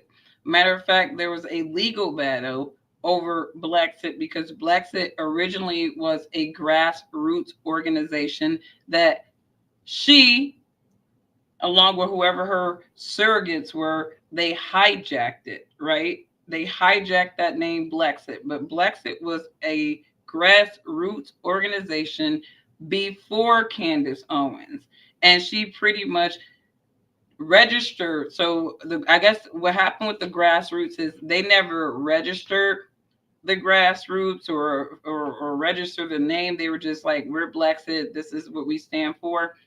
And it was really about black empowerment. They wanted black people to exit from using the major banks and actually start using more black-centered financial systems. That was what the original Blexit was about. Candace Owens obviously hijacked it and made it into this political thing where black people are exiting the Democratic Party or plantation and going on over to the Republican plantation. That's basically what she made it. So Blexit did exist before Candace Owens, who she just hijacked it. Blacks exiting the Democratic Party. And nothing is wrong with supporting Donald Trump, but the issue is how she does it. She doesn't just support Donald Trump or the right because of their policies. She does so at the detriment to black society. It's a broken culture, it's a broken society, and hip hop is hurting things. But I also want to talk to you about something I've realized. Even if Black Americans are aware and know their history, right? And you can get Black conservatives who understand the history much more, who understand, you know, the ills of the Black conservatives do not understand Black history more than any other Black person. They understand Black history through the lens of white nationalists and how they want Black people to project Black history. And that's just not true. The left and what the left has done, but still in that regard, they bring to the conservative side the same bad habits that I was hoping Black conservatives would be abandoning. And what I'm talking about, number one, is conflict resolution. Black Americans do not know how to resolve basic conflicts. Everything has to turn into a fight. I hate you forever. You got to. So I guess she's playing the black card here with the Daily Wire because she wasn't able to solve her conflict with them. And it was pretty ongoing how Candace Owens was going back and forth trolling with Ben Shapiro, right? Clout chasing each other, right? She didn't know how to solve conflicts. So I guess Candace is black, according to her assessment of black people, because you can't solve conflicts. Got to draw lines. It's like you're this gang or that gang. And you still see it happening in politics. Don't get me wrong. Or that gang. So she left the Jew gang and she went over to the Catholic gang because she wanted to piss them off. Let's just be real, guys. Let's just be real. Jesus is king. Oh, not everything that Candace Owens says about black dysfunction is false. Many of the things that she says is true. I believe that the umbrage that many African Americans take up with her is, does she really have an agenda with that? This is very important when you're dealing with Candace Owens and her rhetoric. And this was noticed by none other than Tariq Nasheed. Tariq Nasheed has been going back and forth with those on the left and even those on the right for a long time. When you hear that pick yourself up by your bootstrap narrative, well, Tariq Nasheed has already heard that, and typically that does come from the right. And when a lot of those people get help from the government and they get assisted, only to turn around and say, pick yourself up by your bootstraps. Now, that's important because Candace Owens is going to play into that also. But Candace Owens is also one of those people that wants to tell black people what to do. And Tariq Nasheed is going to mention a time where Candace Owens actually spoke on a reparations committee against reparations for hashtag FBA or African Americans. Because I know she spoke at one reparations thing, and we got like pro it or anti? She was anti, definitely anti. They put a bunch of, they get the Candace Owens and all these people to speak against it. But then we look at the people who let her get on there. You see, we don't let them get away with that. We look at the Democrats who let her get on there because they know who's going to get on there and say what. If you put a Candace Owens on a reparations panel, and this is a serious topic, and you are a Democrat and you let it happen, that means you are against reparations too. And we're going to show you how we feel in the voting booth when you do stuff like that. It was funny because I actually never saw this particular clip, but oh boy, I found it. I do not think that we deserve reparations for slavery. I was never a slave in this country. And I think that the idea, if you think that you're going to get more than $200 from the government, okay, this entire debate is just, it's a joke, okay? It's never going to happen. Do you think that we're the only group, I'm just going to ask this question, that has had something awful happen to them in this country? What about the Jewish people? Should they get reparations for the Holocaust? And do you understand how slippery the slope is when you start saying reparations? Okay, Jewish people, they do get reparations for the Holocaust. They get it from Germany, and many of them that moved over here, that those reparations were they get tax credits so that those reparations are not taxed, right? Because they're getting that income from Germany, but they live in the United States, right? Stuff like that. So they do get reparations. Native Americans have gotten reparations. Japanese people have gotten reparations. The United States have paid out reparations to groups that they felt like were done wrong. Now, here's the thing, and I'm going to say this until the cows come home. For me, the reparations argument is not about Black people going through slavery. It is about what happened after slavery, when the slaves were free and Black American freemen were considered to have the same type of human rights, civil rights as everyone else according to the Constitution. That did not happen, right? There were many instances, coordinated instances, courtesy of the United States government, that directly impacted the progress of Black Americans excelling as a group and as a community, right? You know, Black Wall Street, where's the Asian Wall Street? Where's the white Wall Street? None of those got destroyed. Nobody coordinated with planes to ruin those communities like they did. And again, I still want to know, somebody need to answer the question, whose planes were those during the Black Wall Street attacks? Whose planes were those? because there were only very few people who owned private planes back then. So those had to have been government planes or rich, wealthy people who did not want Black people to excel, create their own currency, because that's what Black Wall Street was doing as well. If you look into what they were actually doing, they were trying to be completely autonomous from the U.S. government. So when people make arguments that Black people, you guys don't, no, we do. We have, right? But every time there's been a coordination against our people to be self-sufficient and autonomous. So, people like Candace Owens, they're never going to be able to talk objectively about Black history because they are placating to the mindsets and the arguments of non-Black people to satisfy their mindsets about their ancestors, right? Because that's what it is. A lot of white people, right? They don't want their ancestors vilified by the horrible types of people that they were. They don't want that to come out. They want everybody to just forget about it. They don't want to suffer the shame that their so-called God, faith, and family type of people were demonic as hell. And that's really what it was. So they need people like Candace Owens to make them feel better about themselves all the time. But what I think is very interesting is she converts over to Catholicism, right? Supposedly religion, right? But then you turn around and you say that you can't talk shit about Nicki Minaj and you can't talk shit about Rihanna. Nicki Minaj, she promotes debauchery. I mean, there's some of her music is great, but when you look at Nicki Minaj, she's a married woman and she is promoting rap hoe culture. And so for her to even think about giving somebody a pass like that, but then going in on Cardi B every chance she gets, she's going in on Cardi. I'm like, why don't you have that same energy for Nicki Minaj? But now we know why she's not going to have that energy for Nicki Minaj or Rihanna, because they're Caribbean, right? And she has a bias for talking shit when it comes to Caribbeans, right? She can talk shit about Black Americans and the things gone wrong with us all day. But when it comes to talking about Caribbeans, the whole culture that they promote, all that shit that they promote, World Star, that ain't Black people. Those are a bunch of immigrants tethering onto Black culture to make a buck, right? These people can't make money without Black people, it seems. They can't make money without Black people being in their mouths.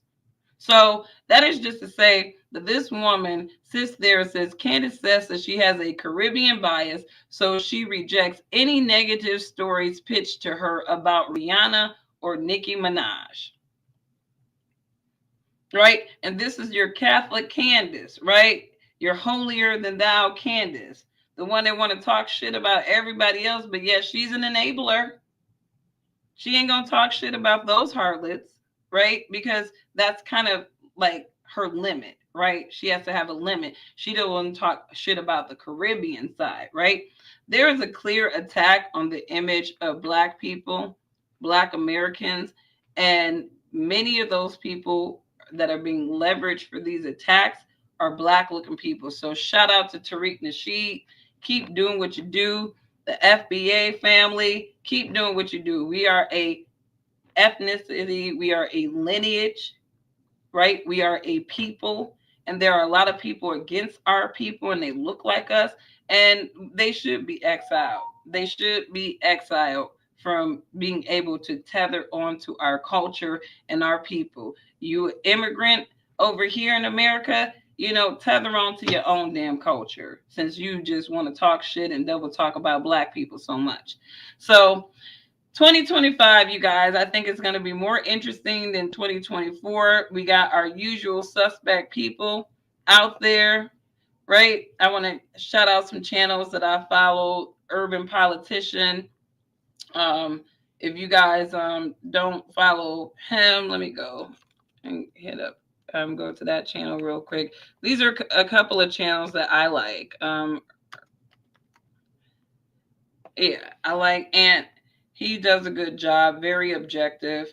Where are you at? Here we go.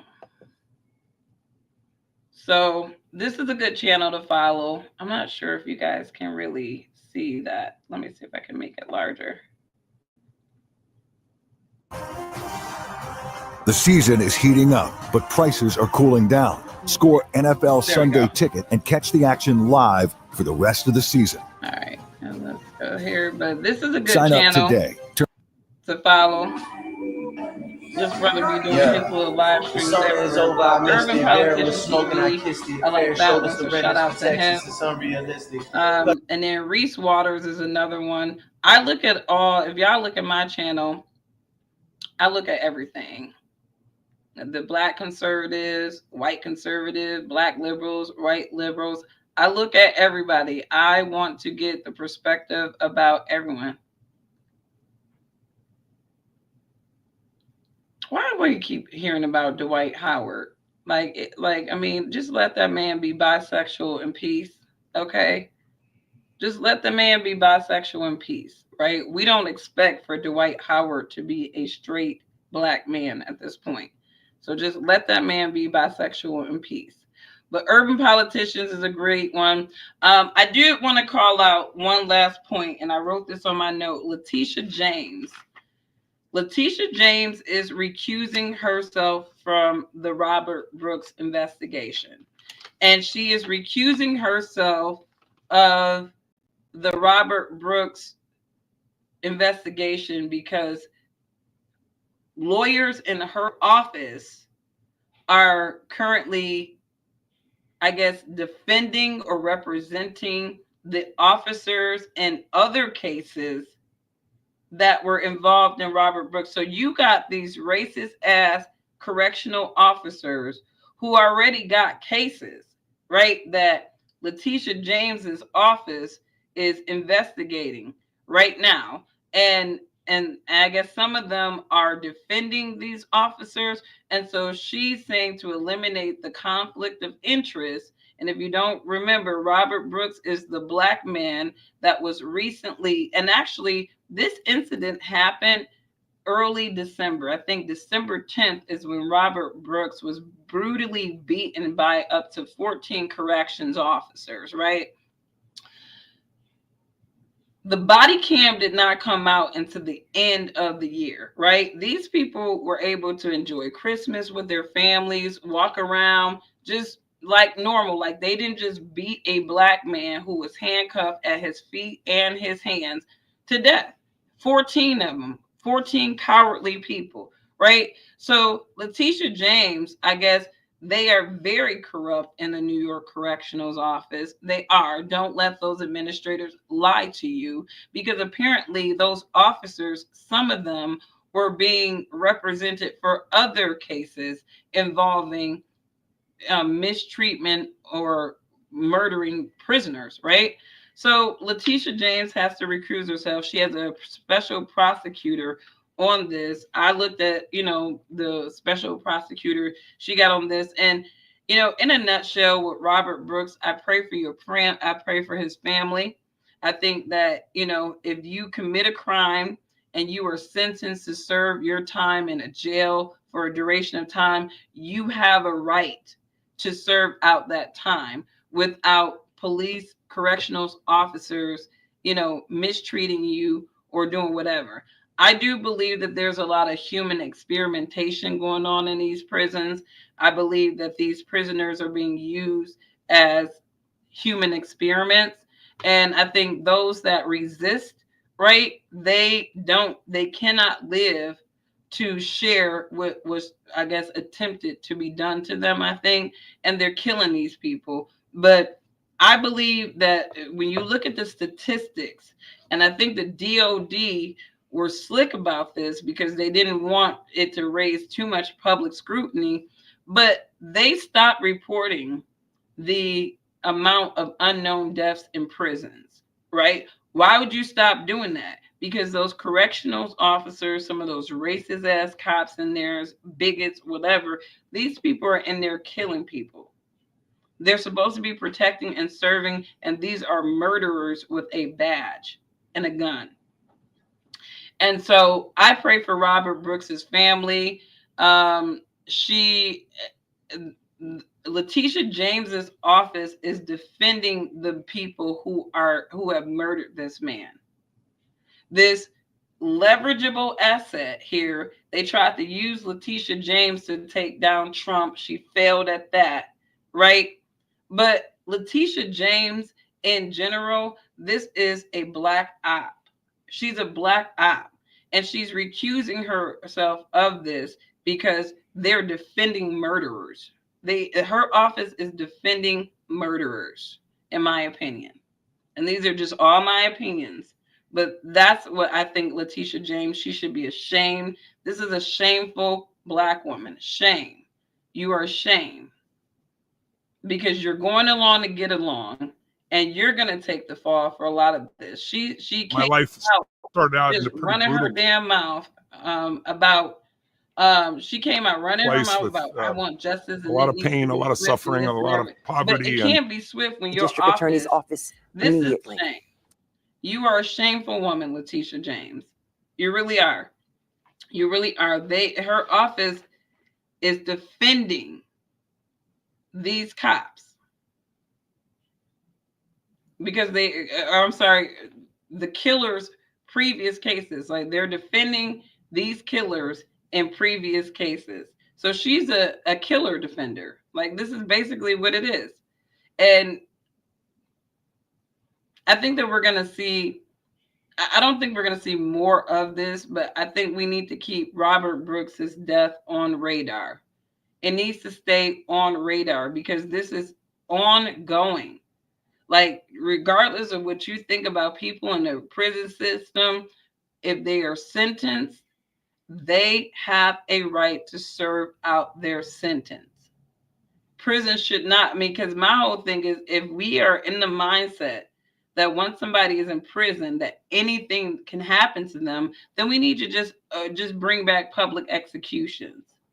Because there's no way that you're going to say that publicly executing somebody, one and done, maybe we just, get rid of them, life ends in a reasonable 5-10 minutes, versus you beating the fuck out of somebody, 14 people beating somebody, and anybody thinking that that's acceptable. Even if that man did kill somebody else, he was serving his time for it. And I think that it's just, the justice system is so corrupt, and they have leverageable black faces like Letitia James to continue to maintain the corruption in the justice system. And I just pray for everybody. You said drugs and prisoners food. They drug prisoners. I agree. I believe that. I believe that they experiment on these people. I believe that they experiment on these prisoners. And I think some of them, some of these, quote, unknown deaths that they want to underreport, they're experimenting on these people, or these outright racist people are killing them for the fun of it because it makes them feel empowered, right? They got a green light to do it, and so they do it. And so prisoners' lives do matter, even no matter what. If they weren't sentenced to death, then they should not have to deal with correctional officers killing them in jail. This man was serving a 12-year sentence. He was bound hands and feet.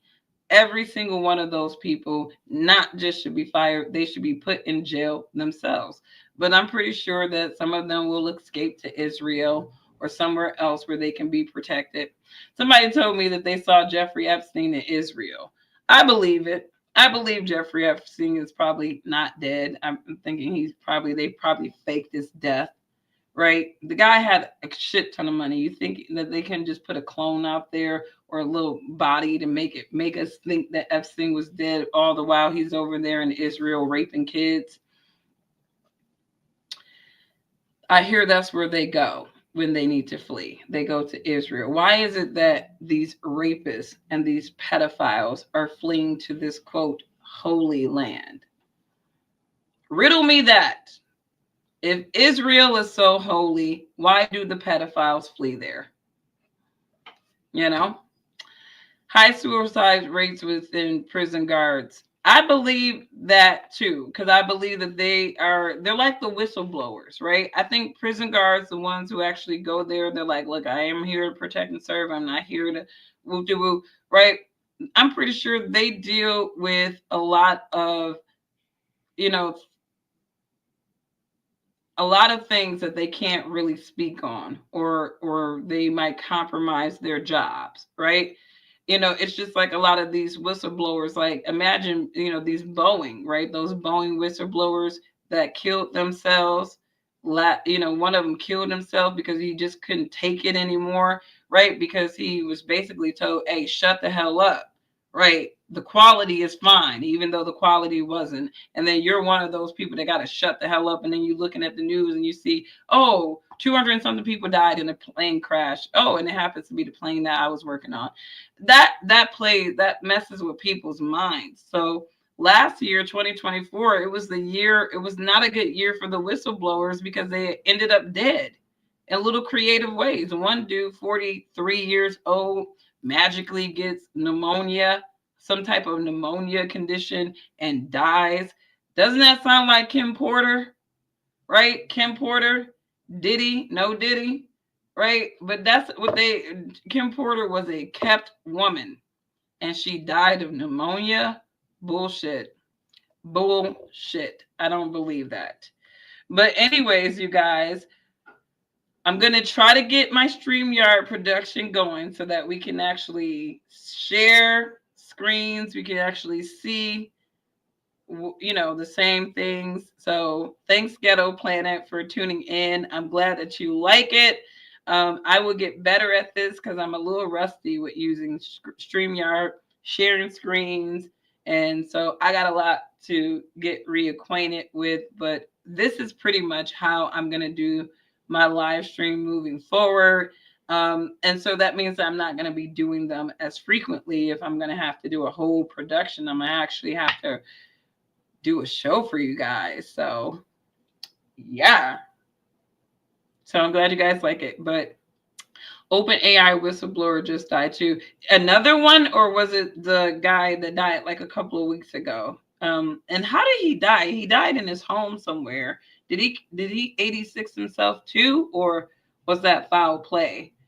I remember hearing about the guy passing away a couple of weeks ago, but they just said he died in his home. Like they didn't give any circumstances. So I was wondering, did he 86 himself, or did somebody actually take him out?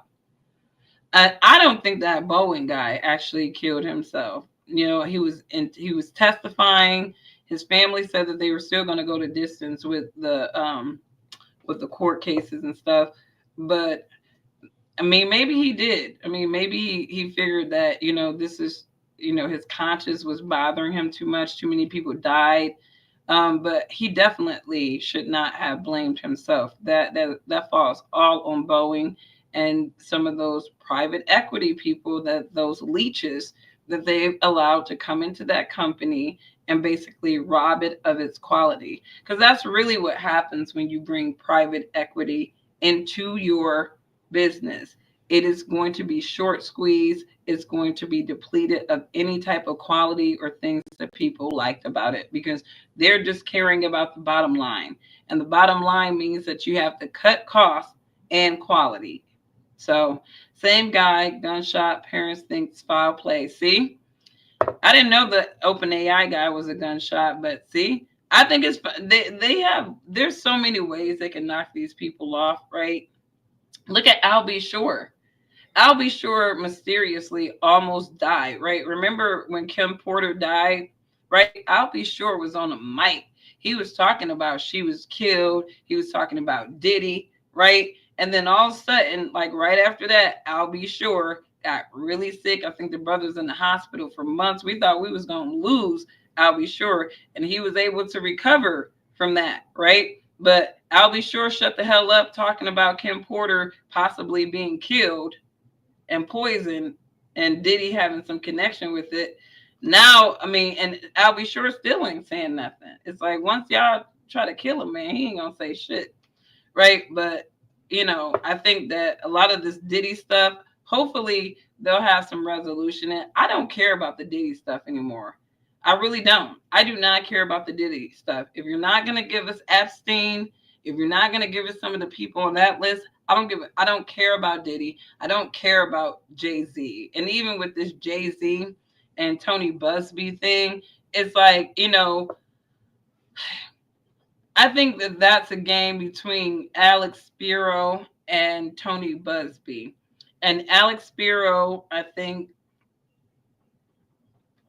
if he's in all the good graces, Tony Busby is not going to do anything to any of his clients, right? Let's see who has the bigger backing, Tony Busby or Alex Spiro. I think I'm going to go team Alex Spiro on this one, though. People who own Diddy killed Kim.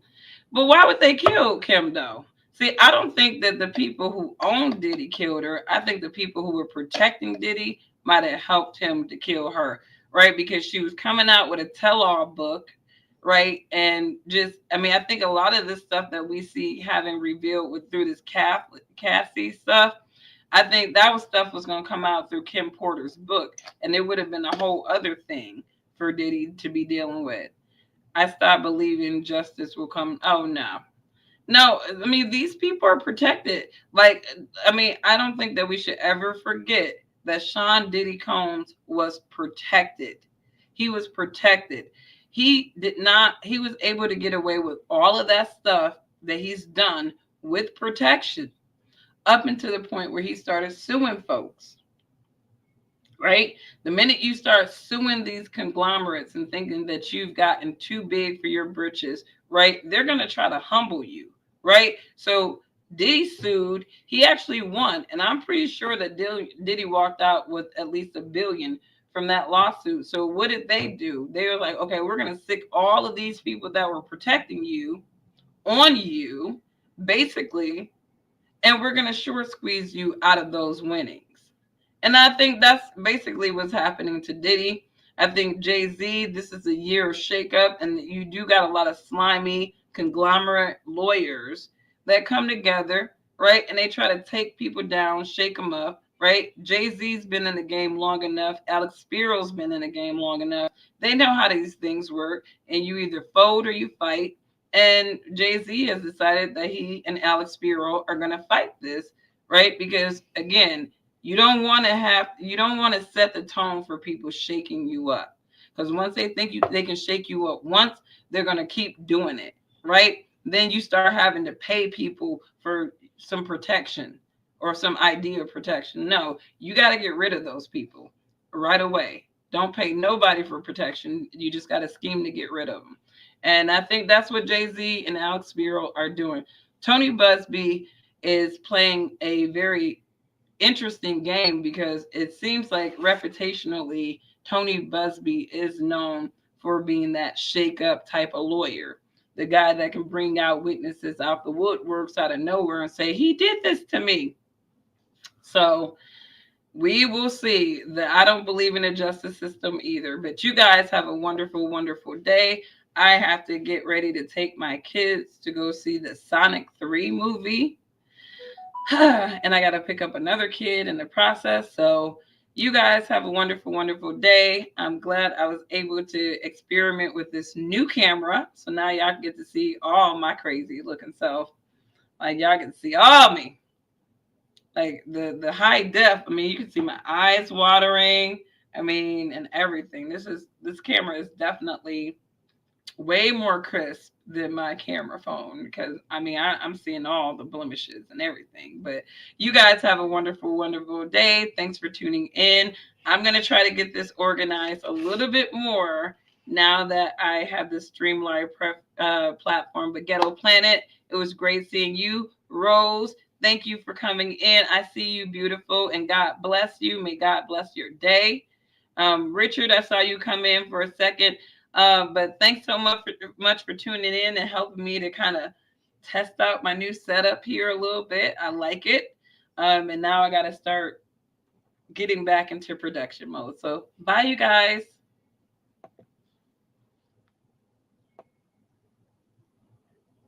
What's this thing? Oh, sorry. Sorry. So many buttons on here. I got to learn. Bye, guys.